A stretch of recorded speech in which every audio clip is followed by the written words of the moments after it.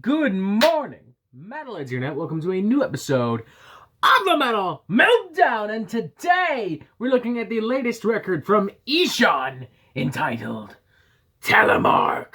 This is the first entry in a two-part EP series from the one and only Ihsahn, a gentleman who, through his work as a solo artist and through his work as the main man for the symphonic black metal pioneers Emperor, has released some of the most consistently entertaining, intelligent, and evil extreme music of the last 2 decades. Sorry, no, it would be 3 decades, because the first Emperor album was out in '94. Yes, why did I think it was released later? Doesn't matter, we're going off track. The point is, Ihsahn rocks, and it's hard not to get excited when he releases anything. His last few solo albums in particular have ranked among some of my favorite black metal records released in their respective years, especially Arctis. I would go as far as to say that I think that's his best solo album, or at least my personal favorite. I know that some longtime fans have bitched and moaned that it's not totally 100% black metal, that it's not the same as Emperor, and to those people I say, I don't give a shit. Shut up. If there's anything longtime fans have learned about the Metal Meltdown, it's that I could care less about what a bunch of pissy alt-right neckbeard black metal nerds have to say about an album. But hey, at the very least I shouldn't have to hear those concerns in regards to this EP, Telemark, which is interestingly where Ihsahn begins to embrace a lot more of the traditional black metal heart and soul on this EP. He definitely retains a lot of his more modern experimental insanity.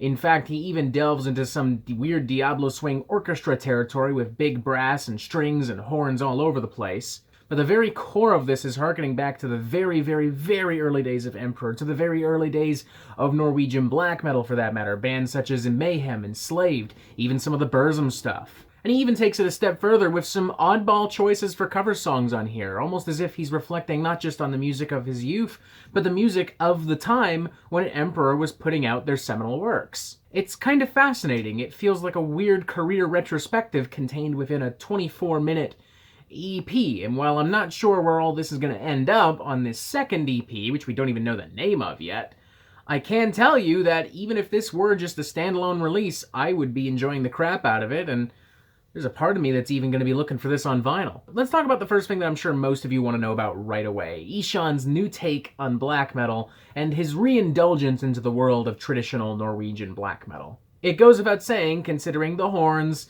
considering some of the experimental concepts and melodies found across this EP, that this is not a traditional black metal album.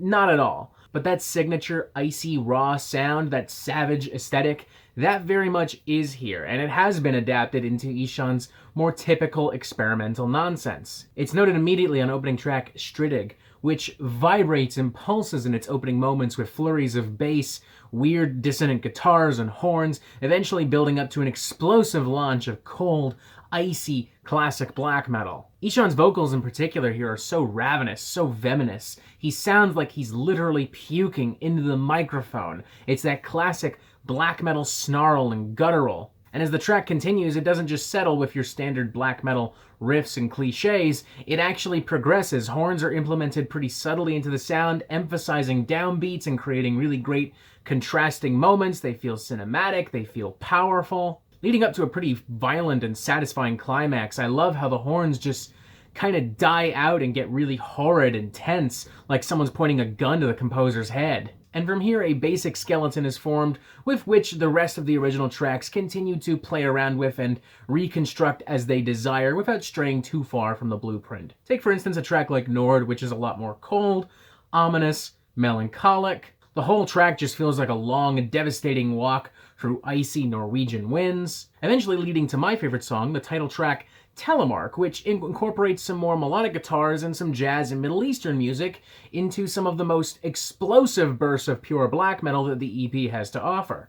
I think it's really exciting to see Ihsahn take a genre that is so inherently conservative and strict about how it must sound all the time and twist it into something that feels different but still the same. It still has Ihsahn's brand of weird, proggy nonsense, but it retains the heart, the soul, the atmosphere, the ethos of what makes traditional black metal what it is, what defines it, what makes it important to so many people to this day. But of course, the fact that it's just different enough from the signature premier sound could still be enough to infuriate people, and that's without even getting into some of the interesting decisions made in regards to the cover songs featured here. One of which, to be fair, probably isn't going to piss two people off. Ihsahn plays a cover of Wrathchild, a very early Iron Maiden cover, and it's fun, you know, it's a head-banging heavy metal tune. He hasn't really added much to this song aside from horns and his vocals, but he doesn't really need to. It was a banger then, it's a banger now. It's fine. I don't see any complaints there. Where I think people will complain is on the odd blackened funk metal of Rock and Roll Is Dead, Ihsahn's interpretation of an old Lenny Kravitz song. Now, as much as Lenny Kravitz nowadays panders to people who miss the glory days of rock and roll and just kind of looks like a diet VH1 rock star, in his early days he was actually releasing some pretty tight bangers. I mean, the Mama Said record is great, his debut album Let Love Rule is pretty great. That being said, he's not so great that I ever would have thought this could definitely cross over into the world of black metal. And for that reason, this cut is really strange. But once you get past how objectively weird the entire concept of this is, honestly, you might have some fun with it. I'm not gonna lie, I caught myself kind of headbanging to this. It feels like something pulled from an alternate universe where late 80s Faith No More gets really into Venom, and I mean that in the best way possible. It's definitely going to still be a little bit too weird for some people, but I think as I've already made clear at this point, the entire EP might be a little too weird for some people, particularly the black metal fanboys coming into this expecting what Ihsahn did, to be fair, promise, a more traditional black metal sounding EP. And on that end, I would agree that perhaps Ihsahn could have been a little bit more transparent as to what this EP actually was. But hey, I guess to be fair, that's not really an issue with the EP. That's an issue with communication and fanboy expectations. As far as I'm concerned, this was a really fascinating listen, and while it does stumble, and while it is still inherently kind of weird, even in its best moments, I'd be very happy to give it a 3.5 out of 5. I'm actually curious now to see where the second EP will go and how it will tie into Telemark. Will it see him continuing to explore the worlds of traditional black metal? Will it see him going into more progressive, avant-garde, and experimental territory? Is he going to try and find some kind of weird middle ground again? Is he going to play around with some weird covers? And is he going to play them seriously and not with a tongue-in-cheek kind of way like how Children of Bodom do their covers? I'm legitimately really fascinated. For now, at least I have this. I know that I'll be enjoying this for a little bit more time. I would recommend more open-minded black metal listeners and fans of experimental music give this a shot. If you are one of those aforementioned fanboys, I'm not saying you can't enjoy this, but you might have to bite your tongue a little bit when those horns start to pop up, just throwing that out there. And while I wouldn't recommend this to newcomers over albums like, say, Arctis, or for that matter, a classic Emperor record, I would still say give it a shot if you are brand new to Ihsahn, because I think this is a pretty interesting EP. It feels like a reflection on his entire career and how he thinks about music. So yeah, 3.5 out of 5. Telemark is probably going to demand a little bit more patience and understanding than your average 24-minute EP, but if you stick with it and you've got an open mind, I think you're going to find some really inventive and entertaining stuff.